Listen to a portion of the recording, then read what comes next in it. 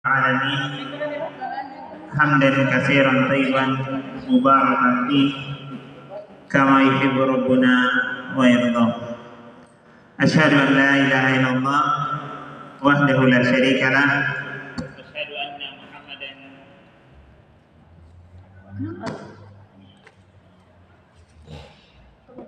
Bluetooth mode. Alhamdulillahi Rabbil Alamin hamdan katsiran thayyiban mubarakan fih kama yuhibbu rabbuna wa yarda. Asyhadu an la ilaha illallah wahdahu la syarika lah wa asyhadu anna Muhammadan abduhu wa rasuluh la nabiyya ba'dah. Allahumma salli wa sallim ala nabiyyina Muhammad wa ala alihi wa sahbihi wa man tabi'ahum bi ihsanin ila yaumiddin, amma ba'd. Alhamdulillah, kita bersyukur kepada Allah Subhanahu wa taala pada sore hari ini kita dikumpulkan di tempat ini dalam majelis ilmu setelah kita melalui Ramadan 1446 Hijriah. Kita bersyukur kepada Allah Subhanahu wa taala atas nikmat kita bisa duduk di tempat yang mulia ini dalam majelis yang dimuliakan oleh Allah Subhanahu wa taala. Tidak banyak orang yang mendapatkan nikmat seperti ini. Kita berharap kepada Allah Subhanahu wa taala semoga ini kemudian bisa menjadi jalan-jalan kebaikan dan semoga Allah Subhanahu wa taala dengan ini bisa memudahkan perjalanan kita ke menuju surganya. Sebagaimana yang disebutkan oleh Nabi SAW, man salaka tariqan yaltamisu fihi ilman sahalallahu lahu bihi tariqan ilal jannah. Barang siapa yang menempuh satu jalan untuk belajar tentang agama Allah Subhanahu wa taala, maka Allah Subhanahu wa taala akan mudahkan jalannya ke surga. Salawat dan salam semoga tetap tercurah kepada Nabi Muhammad sallallahu alaihi wasallam, pada keluarga beliau, kepada para sahabat-sahabatnya radhiyallahu anhum ajma'in, serta seluruh manusia yang mengamalkan sunnah-sunnah beliau hingga yaumil akhir nanti. Bapak Ibu jamaah sekalian yang dirahmati oleh Allah Subhanahu wa taala, Ramadan telah pergi meninggalkan kita. Dan ini belum lama. Beberapa hari yang lalu kita masih bersama dengan bulan Ramadan. Dan sekarang Ramadan telah pergi meninggalkan kita. Dan tentunya Bapak Ibu jamaah sekalian yang dirahmati oleh Allah Subhanahu wa taala, walaupun Ramadan telah pergi, akan tetapi bekas-bekas dari Ramadan, kenangan-kenangan indah tentang Ramadan tentu masih lekat dalam ingatan kita. Kepergian Ramadan tentu bukan akhir dari ibadah kita kepada Allah Subhanahu wa taala. Kepergian Ramadan bukan menjadikan kita seperti yang lalu, tapi kita berharap dengan momentum Ramadan kita lebih baik dari hari-hari sebelumnya. Maka jamaah sekalian yang dirahmati Allah Subhanahu wa taala, pertanyaan besar pada diri kita masing-masing adalah apa yang harus kita lakukan setelah Ramadan itu berakhir. Setelah kita melalui fase-fase Ramadan selama 30 hari di tahun ini, maka apa yang harus kita lakukan? Maka ini yang kemudian akan kita sampaikan pada kesempatan kali ini. Setidaknya ada 5 hal yang sangat penting yang perlu untuk kita perhatikan dan juga sekaligus kita amalkan setelah Ramadan itu berlalu. Apa 5 hal tersebut Bapak Ibu jamaah sekalian yang dirahmati oleh Allah Subhanahu wa taala? Yang pertama adalah kita memperbanyak bersyukur kepada Allah Subhanahu wa taala. Ini hal yang pertama yang harus kita lakukan setelah Ramadan berakhir dan kita memasuki 11 bulan dalam perjalanan hidup kita sampai kemudian insya Allah kita dipertemukan kembali dengan Ramadan. Maka yang pertama adalah kita banyak bersyukur kepada Allah Subhanahu wa taala. Mengapa kita harus banyak bersyukur Bapak Ibu jamaah sekalian? Karena Ramadan ini adalah anugerah yang sangat agung. Ramadan ini anugerah yang sangat besar, yang nilainya fantastis, yang nilai dari Ramadan ini tidak bisa kita dapatkan di bulan-bulan yang lain. Dari 12 bulan yang Allah berikan kepada kita dalam setahun, maka Ramadan itu adalah bulan terbaik, yang nilai dari Ramadan tidak bisa kita gantikan dengan bulan-bulan yang lain. Sudah banyak kita mendengarkan di ceramah-ceramah Ramadan tentang nilai yang sangat luar biasa dari Ramadan. Ada nilai keberkahan yang Allah Subhanahu wa taala jadikan seluruh waktu dari Ramadan itu adalah keberkahan, dari awalnya sampai akhirnya. Ada juga nilai pahala yang berlipat ganda, bahwa Allah Subhanahu wa taala memberikan kesempatan kepada kita umatnya, hamba-hambanya, bahwa ketika kita berRamadan, maka Allah Subhanahu wa taala akan melipat gandakan pahala-pahala dari amal kebaikan yang kita lakukan. Bahkan sangat besar pelipat gandaannya. Ada juga nilai ampunan, bahwa Allah Subhanahu wa taala mengampuni orang-orang yang sungguh-sungguh dalam menjalani amalia-amalia Ramadan. Mereka di satu sisi mendapatkan pahala dan di sisi yang lain mendapatkan ampunan. Ada juga nilai dari Lailatul Qadar yang minimalnya 83 tahun 4 bulan, lebih baik dari 1000 bulan kata Allah Subhanahu wa taala. Tentu ini nilai-nilai yang kemudian tidak bisa kita gantikan atau kita dapatkan di bulan-bulan yang lain. Maka jamaah sekalian, penting bagi kita untuk bersyukur kepada Allah Subhanahu wa taala atas nikmat yang agung, atas nikmat yang besar, bahwa Allah Subhanahu wa taala mempertemukan kita dengan Ramadan, dan tidak sekedar berjumpa dengan Ramadan, tetapi yang lebih penting dari itu juga adalah bahwa Allah Subhanahu wa taala memberikan kepada kita taufik untuk beramaliyah di bulan Ramadan. Karena banyak juga orang berjumpa dengan Ramadan tapi dia tidak beramal. Tidak sedikit orang, bahkan miliaran orang berjumpa dengan Ramadan, dia lalui hari-hari Ramadan, tapi Allah tidak memberikan kepadanya taufik sehingga dia tidak beramal di bulan Ramadan, sama dengan bulan-bulan yang lain. Maka kesyukuran kita sangat luar biasa. Kita berjumpa dengan Ramadan dan Allah memberikan taufik kepada kita semua sehingga kita bisa memanfaatkan hari-hari Ramadan dengan amal-amal ibadah kepada Allah Subhanahu wa taala. Apa itu syukur? Ya, syukur itu adalah bagaimana kemudian hati kita itu membenarkan, ya, hati kita ini membenarkan bahwa ini adalah nikmat dari Allah Subhanahu wa taala. Hati kita itu tersadarkan bahwa apa yang kita peroleh hari ini, apa yang kita dapatkan, maka ini adalah merupakan nikmat dari Allah Subhanahu wa taala. Kemudian lisan kita tergerak untuk memuji Allah Subhanahu wa taala. Lisan kita tergerak untuk memuji Allah, dan anggota badan kita menggunakan nikmat-nikmat tersebut di jalan yang Allah Subhanahu wa taala ridhoi. Itu kesyukuran. Jadi kesyukuran itu harus relevan 3 hal: hati, lisan, dan perbuatan anggota badan. Hati membenarkan, kemudian lisan memuji Allah, dan anggota badan kita menggunakan nikmat tersebut di jalan yang Allah Subhanahu wa taala ridhoi. Maka jamaah sekalian yang dirahmati oleh Allah Subhanahu wa taala, dalam Quran surat An-Nahl ayat 53, Allah Subhanahu wa taala berfirman, "Wa ma bikum min nikmatin faminallah." Maka nikmat apa saja yang kalian dapatkan itu datangnya dari Allah Subhanahu wa taala. Ya, maka ini harus kita bangun kesadaran dan kesyukuran pada diri kita. Apa harapannya jamaah sekalian? Dengan kesyukuran yang kita senantiasa panjatkan setelah Ramadan ini berlalu, harapannya adalah bahwa Allah Subhanahu wa taala akan menambahkan nikmat tersebut. Ya, akan menambahkan nikmat. Nikmat ini kalau kita bercerita atau membahas tentang nikmat, tidak semata-mata kita menyebut nikmat itu adalah uang atau material, tapi kesehatan, kekuatan, kesempatan, keamanan itu bagian dari nikmat. Ya, jadi ketika kita bersyukur kepada Allah Subhanahu wa taala dengan nikmat Ramadan, maka harapannya adalah Allah Subhanahu wa taala menambahkan nikmat-nikmatnya. Sebagaimana yang Allah sebutkan dalam Quran surat Ibrahim ayat 7, la in syakartum la azidannakum, bahwa Allah akan menambahkan nikmat-nikmat bagi orang-orang yang bersyukur. Itu yang pertama, Bapak Ibu jamaah sekalian yang dirahmati oleh Allah Subhanahu wa taala.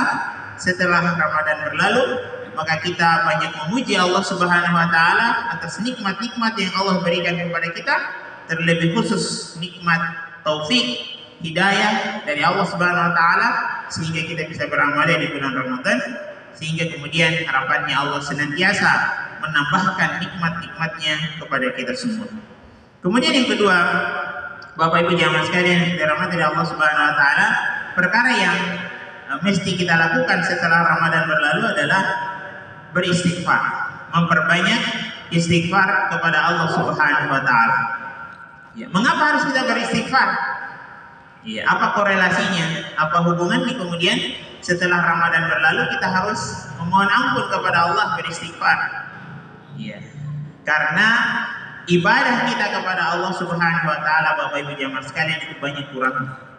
Ya, banyak sekali kurangnya. Mungkin kurang ikhlas, mungkin kurang ilmu di dalamnya, mungkin kita tidak sungguh-sungguh, mujahadah kita kurang, penghambaan kita kepada Allah Subhanahu wa taala tidak maksimal. Maka kita beristighfar kepada Allah Subhanahu wa taala. Dan lebih dari itu, kita beristighfar kepada Allah bahwa kita diberikan Ramadan dan kita tidak maksimal dalam menjalani hari-hari Ramadan. Mungkin banyak waktu yang terbuang, mungkin banyak momen yang semestinya itu bisa kita raih amal soleh tapi kita lewatkan. Iya, kita beristighfar kepada Allah Subhanahu wa taala. Dan istighfar itu, Bapak Ibu jamaah sekalian, bukan saja ketika kita telah melakukan perbuatan dosa dan maksiat. Ini yang kadang orang salah pahami. Mereka menyangka dan berpikiran kalau istighfar itu hanya kalau sudah melakukan dosa dan kemaksiatan, sehingga kalau tidak melakukan dosa dan kemaksiatan tidak mau beristighfar. Ini salah. Ya, istighfar itu mencakup hal setelah kita melakukan dosa dan maksiat, dan juga termasuk setelah kita beribadah. Kalau kemudian kita beristighfar setelah kita melakukan dosa dan kemaksiatan, maka kita menyesali bahwa kita telah melanggar syariat Allah Subhanahu wa taala. Kalau kita beristighfar setelah kita beramal, maka kita beristighfar kepada Allah, mohon ampun bahwa kita tidak maksimal dalam penghambaan diri kita kepada Allah Subhanahu wa taala. Saya berikan contoh. Misalnya setelah kita sholat, ya, kita sholat 2 rakaat, 4 rakaat, atau mungkin lebih dari itu di sholat-sholat sunnah. Setelah kita salam ke kanan dan ke kiri, apa ucapan yang pertama yang keluar dari lisan kita? Istighfar. Setelah kita salam ke kanan, assalamualaikum, kemudian ke kiri juga assalamualaikum, kemudian kita mengatakan astagfirullah, astagfirullah, astagfirullah. Pertanyaannya, apakah sholat itu dosa? Apakah sholat itu perbuatan maksiat? Tentu tidak. Tapi kenapa kemudian ucapan yang pertama keluar dari lisan kita setelah kita salam adalah istighfar, padahal sholat itu bukan maksiat? Karena kita menyadari bahwa penghambaan ibadah sholat yang kita lakukan itu banyak kurangnya. Kita baru takbir sudah pikiran ke sana kemari, banyak hal yang terlupakan, teringat di dalam sholat. Ketika kita sholat, kita tidak maksimal, ya, kita tidak khusyuk, maka kita beristighfar, sehingga kemudian kurang-kurangnya tadi itu ditutupi dengan istighfar. Ini fungsi dari istighfar. Ketika kita beramal, kemudian kita lanjutkan dengan istighfar, maka hal-hal yang kurang dari amalan-amalan yang kita lakukan itu, maka kita tutup dengan istighfar, seperti halnya tadi kita salat. Ya, setelah kita salam, maka kita ucapkan istighfar agar hal-hal yang kurang dalam salat yang kita lakukan dari takbiratul ihram sampai salam itu bisa ditutup oleh Allah Subhanahu wa taala, kekurangan-kekurangan tersebut dengan istighfar yang kita ucapkan. Contoh yang lain, ketika Allah Subhanahu wa taala menyebutkan dalam Quran surat An-Nasr. Jadi An-Nasr ini surat yang bercerita tentang kemenangan dan pertolongan Allah. Jadi Nabi itu awalnya berdakwah itu berat, banyak tantangan, banyak halangan dan rintangan. Namun di akhir-akhir dakwah beliau, ya terutama di fase Madinah, maka Nabi SAW melihat banyak manusia yang berbondong-bondong masuk ke dalam agama Allah. Maka Allah menurunkan surat An-Nasr. Allah Subhanahu wa taala mengatakan, "Idza jaa nasrullahi wal fath." Ya, kata Allah Subhanahu wa taala, apabila telah datang pertolongan Allah dan kemenangan. Wa ra'aitan nasa yadkhuluna fi dinillahi afwaja. Dan engkau melihat manusia itu berbondong-bondong masuk ke dalam Islam. Ini ayat kemenangan, ayat pertolongan dan kemenangan. Maka kata Allah Subhanahu wa taala di ayat yang selanjutnya, "Fasabbih bihamdi rabbika wastaghfir innahu kana tawwaba." Apa kata Allah? Maka ketika melihat nikmat itu, pertolongan dan kemenangan, manusia berbondong-bondong masuk ke dalam agama Allah, maka perintah Allah di ayat yang ketiga itu adalah puji Allah, bertasbih dan puji Allah serta beristighfar.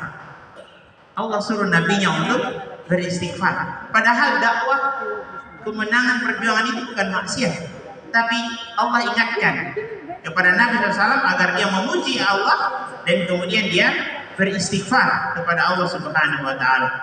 Ini Bapak Ibu jamaah sekalian, insyaallah dirahmati Allah Subhanahu wa taala.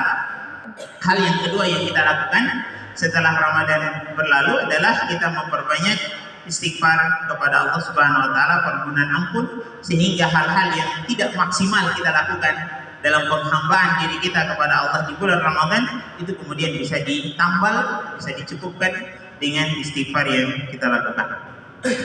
Kemudian yang ketiga, Bapak Ibu jamaah sekalian yang dirahmati Allah Subhanahu wa taala, setelah Ramadan berlalu adalah ini juga perkara yang sangat penting, yaitu jangan kemudian kita membatalkan amal ibadah kita. Ya, jangan membatalkan. Kok bisa amalan batal? Bisa. Ya, walaupun mungkin malaikat sudah catat, ini sudah dapat skor sekian, sudah dapat pahala sekian, tapi karena ada hal yang kita lakukan, maka kemudian itu menjadi terhapus, menjadi tak bernilai. Ya. Apa saja yang kemudian bisa membatalkan amal-amal ibadah yang kita lakukan, apalagi ini amal ibadah di bulan Ramadan yang nilainya tadi kita sudah sampaikan sangat besar, kemudian itu batal, tak dinilai atau terhapus nilainya, maka ini sebuah kerugian yang besar. Ya, oleh karena itu hal-hal ini perlu untuk kita perhatikan setelah Ramadan berlalu. Jangan sampai kemudian pahala puasa, pahala sholat, pahala sholat malam, misalnya infak sedekah, kemudian itu terhapus gara-gara ada hal yang kita lakukan, padahal sebenarnya nilainya besar. Terhapus, maka ini sebuah kerugian yang besar pula. Yang pertama yang bisa menghapuskan amalan dari seorang hamba itu adalah ujub. Ya, apa itu ujub? Ujub ini merasa bangga, sombong pada dirinya. Ya. Kalau bahasa sederhananya, akuan. Ya, akuan ke dirinya. Itu saya. Kalau bukan saya, tidak akan begitu. Lihat saya, gini-gini dan seterusnya. Jadi dia lebih ke orientasi dirinya. Ya. Ini bisa membatalkan amalannya. Padahal sebenarnya malaikat sudah mencatat, sudah dapat pahala sekian, skornya sekian, tapi karena kemudian setelah dia beramal, padahal setelah amalan itu dia ikhlas, tidak ada ria, dia ikhlas, sudah dicatat, tapi setelah itu kemudian ada ujub, dia merasa bangga dengan amalannya, muncul kesombongan, maka kemudian ini bisa membatalkan amalan yang dilakukan. Kemudian yang kedua adalah sum'ah. Ya, apa itu sum'ah? Sum'ah ini adalah berkeinginan agar manusia itu memujinya. Ini persoalan amalan hati ya. Ini kan kita tidak bisa deteksi, ini kembali kepada pribadi kita masing-masing. Karena ini amalan hati. Ya. Dan ini kita tidak bisa menjustifikasi, ini Allah yang tahu amalan hati seseorang. Jadi sum'ah ini berkeinginan agar manusia itu memujinya. Ya, memujinya dengan amal-amal saleh yang dia lakukan. Ada apresiasi, ada pujian dan seterusnya. Bahkan kemudian dia mengungkit-ungkit dan menyebut-nyebutnya. Dengan tujuan apa? Agar dia mendapatkan apresiasi sanjungan dari manusia. Ya, ini juga bisa membatalkan amalan. Maka ini berbahaya. Ini lagi-lagi bahwa amalan hati. Makanya kata para ulama, mengatur hati itu jauh lebih berat daripada mengatur amalan badan. Karena hati ini gampang berbolak-balik. Bapak Ibu jemaah sekalian, kalau kita cerita tentang ria itu dia pada proses persiapan amalan dan proses amalan. Itu kalau ria. Misalnya sebelum kita beramal, Kan ada motivasi kita kan, apa motivasinya? Kapan motivasinya bukan kepada selain Allah, maka dia riya. Atau dalam proses amalan, sementara dia beramal, kemudian ada terbersih. Saya ingin sanjungan pujian dari manusia, ini riya. Nah, sum'ah dan ujub ini bukan dalam proses amalan, tapi amalan sudah selesai. Ya, amalan sudah selesai. Setan itu berusaha, ini kan dia sudah dapat skor 1000 misalnya. Bagaimana caranya skor 1000 ini dia zong? Sudah dicatat ini dia zong. Maka caranya malaikat adalah caranya setan? Dia munculkan ujub dan sum'ah sehingga kemudian nilai 1000 itu menjadi zong. Padahal sebenarnya sudah dicatat. Ini yang kemudian disebutkan oleh Allah Subhanahu wa taala dalam Al-Qur'an, "Wala tattabi'u khutuwati syaitan." Janganlah kalian mengikuti langkah-langkah setan. Jadi setan itu, Bapak Ibu nyawa sekalian, dalam menggoda manusia itu punya langkah-langkah, punya step-step. Kalau tidak berhasil di satu langkah, dia maju langkah kedua. Kalau tidak berhasil di langkah kedua, langkah ketiga, begitu seterusnya. Ada orang kemudian dia tidak bisa digoda dalam proses riya. Dia punya semangat ibadah, tidak bisa ditembus oleh setan di situ. Dia punya keikhlasan sehingga dia bisa beramal dengan lillahi ta'ala. Tapi kemudian dia bisa jatuh dalam proses setelah amalan itu selesai. Dengan jalur apa? Dengan jalur ujub dan sum'ah tadi. Sehingga kemudian ini bisa menghancurkan bangunan amalan dari yang amal saleh yang kita sudah lakukan. Maka ini yang perlu untuk kita perhatikan. Setelah Ramadan berakhir, bahwa kita kemudian menghindarkan diri kita dari ujub dan sum'ah. Kalau kata para ulama, kalau dia kebaikan lakukan dan lupakan. Ya, jadi kalau sudah sholat lupakan, sudah berinfak lupakan, sudah puasa lupakan. Ya, jadi kalau kita beramal saleh begitu, sudah lakukan lupakan, jangan pikir-pikir. Ya, jadi beda dengan dosa. Kalau dosa ingat terus, bahkan sampai mati ingat terus, supaya kita menjadi mawasdi dan berhati-hati. Jadi kalau dosa lakukan ingat-ingat terus, jangan sampai tidak diterima yang dosa atau pengampunan permohonan tobat tidak diterima. Jadi ingat terus. Tapi kalau amal saleh, kita sudah berinfak 1 juta misalnya, sudah lupakan saja, sampai ingat-ingat lagi. Ya, supaya kemudian tidak muncul ujub dan sum'ah tadi. Setelah beramal amal saleh langsung lupakan. Terus lagi kita ingat-ingat, serahkan kepada Allah Subhanahu wa taala atas amalan yang telah kita lakukan. Itu yang ketiga. Bapak Ibu jemaah sekalian, kemudian yang keempat, perkara yang juga perlu untuk kita perhatikan setelah Ramadan berakhir, yang keempat adalah melanjutkan amal soleh. Ini perkara yang sangat penting yang perlu perhatian bagi kita untuk kita lakukan, yaitu melanjutkan amal soleh. Kenapa kemudian Bapak Ibu jemaah sekalian penting untuk kita lanjutkan amal soleh? Karena Tuhan kita Allah Subhanahu wa taala kita sembah di bulan Ramadan dan juga kita sembah di luar Ramadan. Kita tidak hanya beribadah kepada Allah di bulan Ramadan saja, tapi kita beribadah kepada Allah sepanjang hayat hidup kita. Selagi masih ada nafas dalam badan kita, maka kita beribadah kepada Allah Subhanahu wa taala. Tidak berhenti dengan berhentinya Ramadan. Sebagian orang, ya, bahkan banyak orang itu setelah Ramadan selesai saya akan bebas dari penjara. Sudah bebas nih. Ya, dulu dilarang, sekarang sudah boleh. Sehingga kemudian dia terlena. Nanti kita ketemu dengan Ramadan lagi, baru kita maksimal lagi ibadah. Ini salah. Ya, Ramadan itu momentum merubah diri kita, iklan. Maka setelah Ramadan kita harus jauh lebih baik sebelum Ramadan. Ya, maka harus ada kelanjutan dari amal-amal yang kita lakukan di bulan Ramadan. Bapak Ibu jemaah sekalian, kalau kita mau merenung tentang perkara ini, kita terbangun kesadaran ternyata kita itu bisa nahan lapar dan haus. Ternyata kita bisa nahan lapar dan haus 12 jam atau 11 jam. Maka berarti di luar Ramadan kita juga bisa nahan lapar dan haus. Bahkan Ramadan itu kita bisa nahan lapar dan haus berkelanjutan 30 hari atau 29 hari. Berarti di luar Ramadan kita juga bisa nahan lapar dan haus. Karena harinya sama.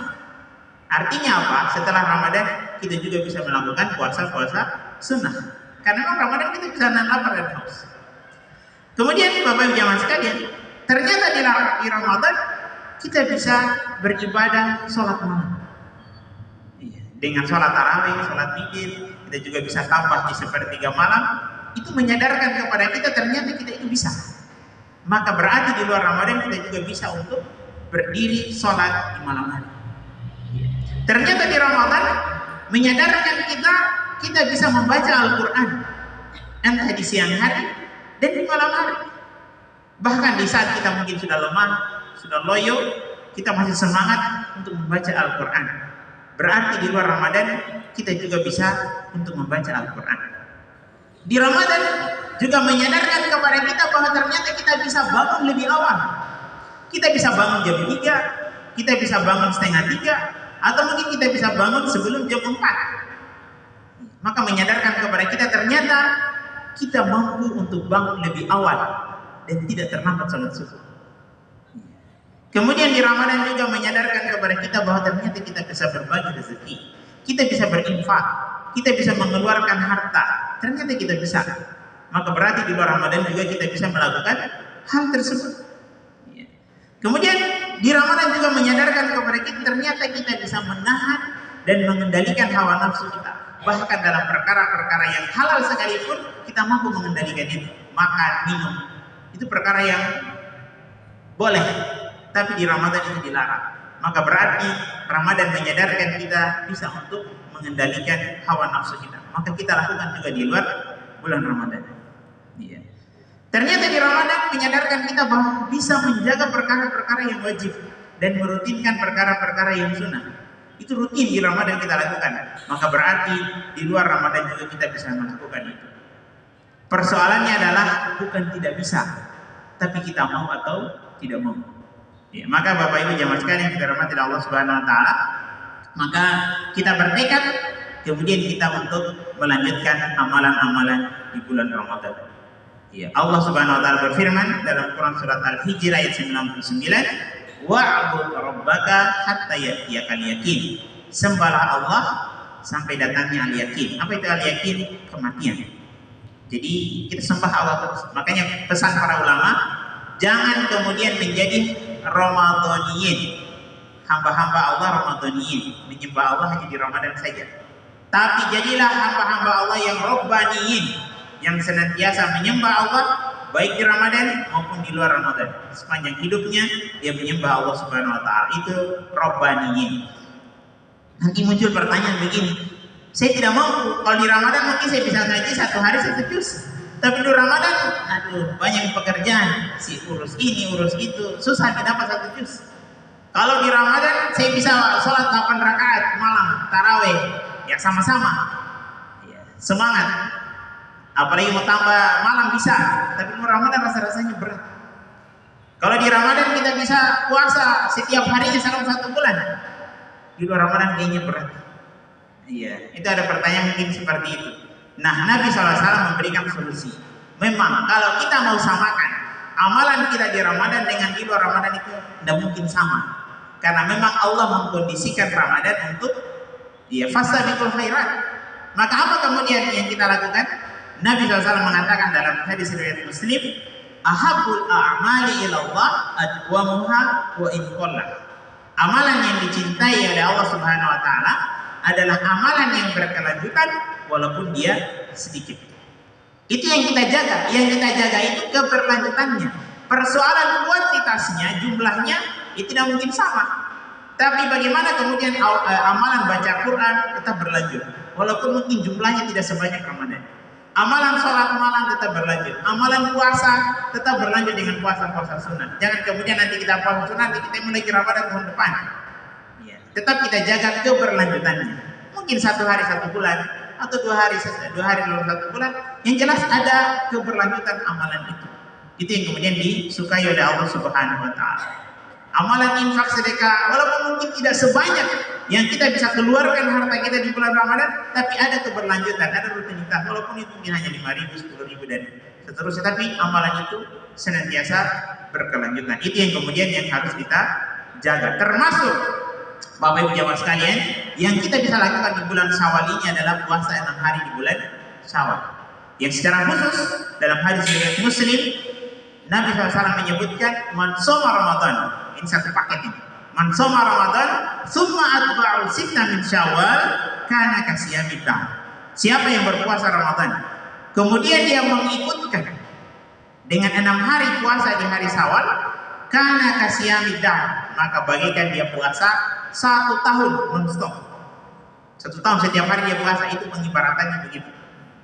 Jadi kalau dia puasa Ramadan, selesai Ramadannya, tambah 6 hari bulan Syawal, berarti 36 hari atau 35 hari kalau Ramadannya 29, maka itu seolah-olah kata Nabi SAW, seolah-olah dia puasa 1 tahun penuh.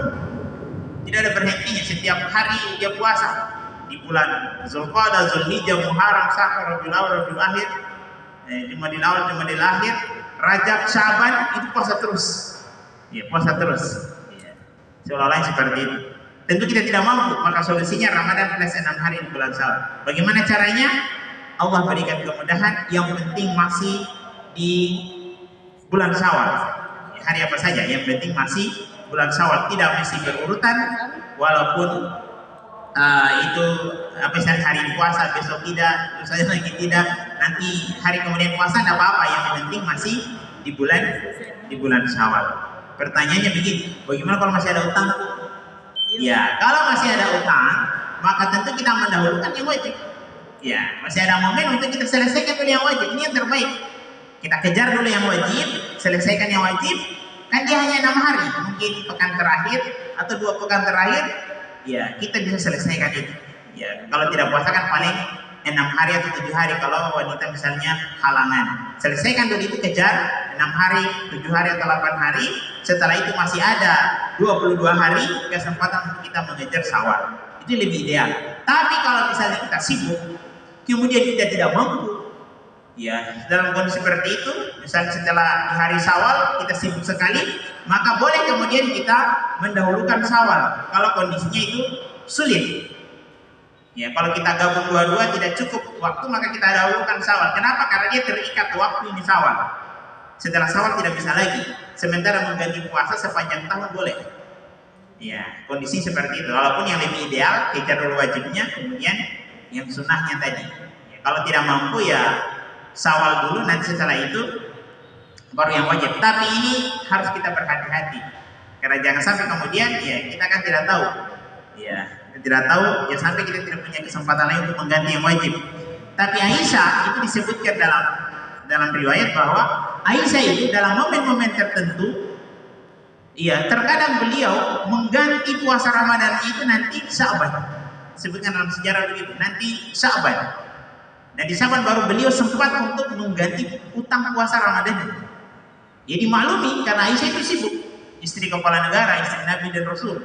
Dia sibuk melayani Nabi, kemudian mengurusi keperluan Nabi itu berat. Ya, kita jadi istri camat saja ribet, apalagi kalau istri kepala negara. Jadi Aisyah masih sempat nanti di bulan Sya'ban, dan tidak mungkin kemudian Aisyah tidak puasa Syawal, tidak mungkin itu. Fastabiqul khairat para sahabat dan sahabiat. Apalagi istri Nabi, tidak mungkin Nabi suruh umatnya puasa 6 hari bulan Syawal, istrinya tidak lakukan itu. Tidak mungkin. Jadi ini dalam kondisi-kondisi tertentu. Tapi idealnya tadi, selesaikan yang wajib, kemudian lanjutkan dengan yang sunnah. Tapi yang terakhir Bapak Ibu sekalian, yang penting untuk kita lakukan setelah Ramadan berlalu, itu adalah berdoa. Ya, kita berdoa kepada Allah Subhanahu wa taala apa yang kemudian kita minta. Yang pertama yang kita minta kepada Allah setelah Ramadan ini berlalu adalah kita meminta kepada Allah agar amalan-amalan yang kita lakukan di bulan Ramadan itu diterima. Diterima, ibadah sholat, ibadah puasa, ibadah infak, ibadah sholat malam, ibadah kita di Lailatul Qadar. Ya, kita minta kepada Allah agar itu diterima. Karena kalau ditolak, aduh, ini ruginya besar. Nilainya ini tidak bisa kita gantikan di luar Ramadan. Itu ditolak, itu kerugian. Maka kita minta kepada Allah Subhanahu wa taala agar amalan-amalan yang kita lakukan di bulan Ramadan dari hari pertama sampai hari yang terakhir itu diterima oleh Allah Subhanahu wa taala. Jangan sampai ada yang ditolak. Itu sebuah kerugian. Kita belajar dari kisah Nabi Ibrahim dan Ismail. Nabi Ibrahim dan Ismail dalam Quran surat Al-Baqarah 127 itu dikisahkan oleh Allah Subhanahu wa taala ketika mereka membangun Ka'bah. Jadi proses pembangunan Ka'bah ini berlanjut. Ini yang bangun Ka'bah kan Ibrahim dan anaknya Ismail. Ketika mereka bangun Ka'bah, mereka itu berdoa. Berdoa, apa yang Allah katakan dalam Al-Quran? Wa iz yarfa'u Ibrahimul qawaida minal baiti wa Ismail.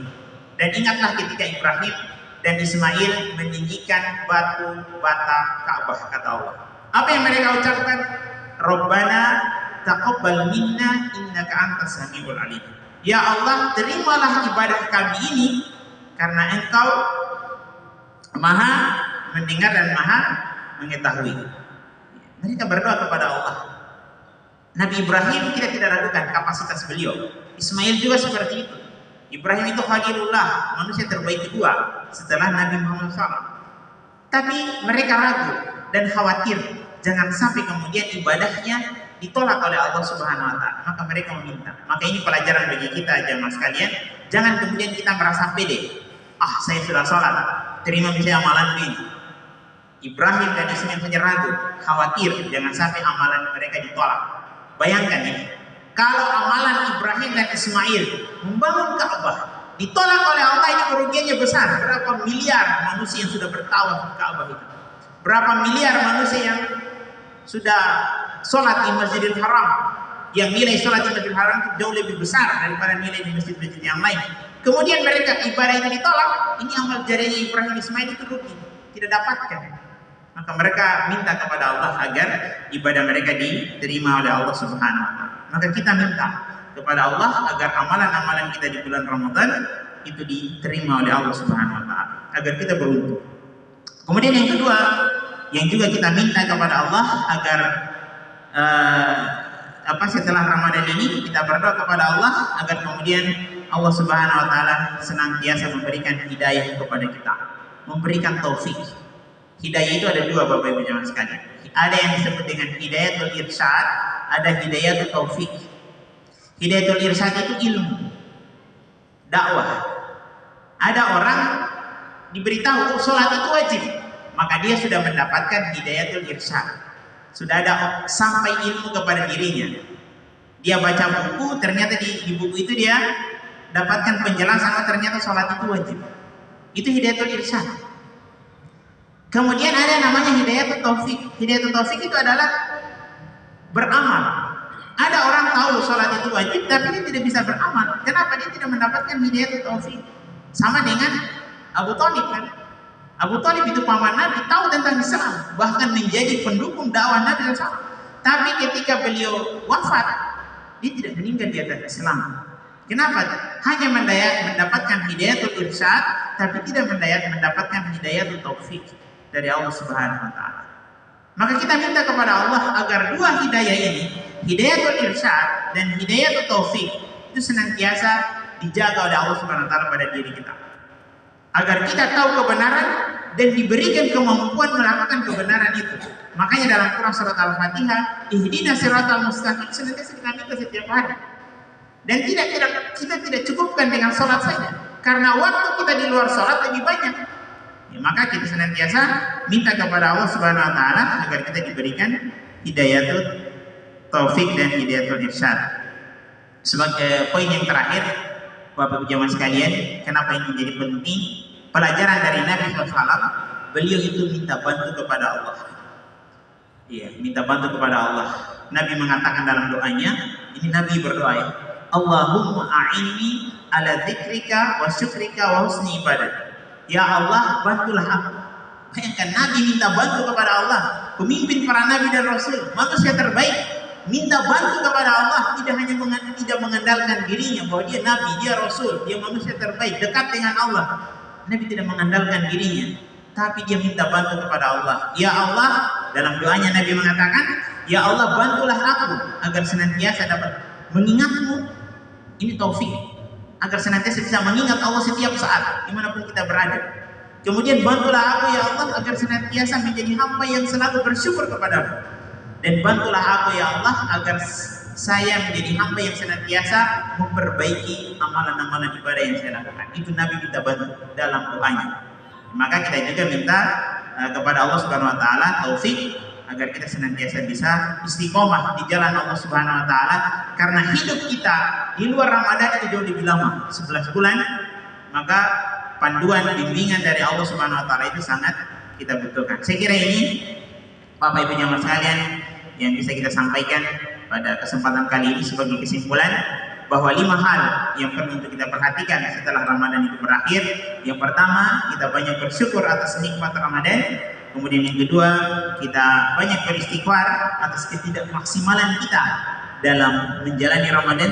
Semoga dengan istighfar itu bisa ditambal oleh Allah Subhanahu wa taala, bisa dicukupkan dengan istighfar kekurangan-kekurangan dalam amalia Ramadan kita. Kemudian yang ketiga, jangan kita membatalkan amalan-amalan soleh kita di bulan Ramadan dengan ujub dan sum'ah, sehingga kemudian catatan-catatan malaikat itu tetap terjaga dan tetap dinilai oleh Allah Subhanahu wa taala. Kemudian yang keempat, kita komitmen untuk melanjutkan amalan-amalan kita di bulan Ramadan walaupun secara jumlah tidak sama, tapi yang kita jaga adalah keberlanjutannya walaupun itu sedikit-sedikit di 11 bulan yang akan datang. Kemudian yang terakhir, yang kelima adalah kita berdoa kepada Allah Subhanahu wa taala agar amalan-amalan soleh kita di bulan Ramadan diterima, dan juga kita berdoa kepada Allah agar kita diberikan taufik, hidayah oleh Allah Subhanahu wa taala dalam menjaga amalan-amalan kita di 11 bulan yang akan datang dan juga di hari-hari yang lain sampai akhir hayat hidup kita. Semoga Allah Subhanahu wa taala menjadikan setiap Ramadan yang kita lalui adalah Ramadan yang terbaik, dan juga semoga Allah Subhanahu wa taala senantiasa menjaga nikmat hidayah pada diri-diri kita di 11 bulan yang akan datang, bahkan sampai akhir hayat hidup kita. Amin ya rabbal alamin. Hadanallahu wa iyyakum ajmain. Subhanakallahumma wa bihamdik, asyhadu an la ilaha illa anta, astaghfiruka wa atubu ilaik. Wa akhiru da'wana alhamdulillahirabbil alamin. Wassalamualaikum warahmatullahi wabarakatuh.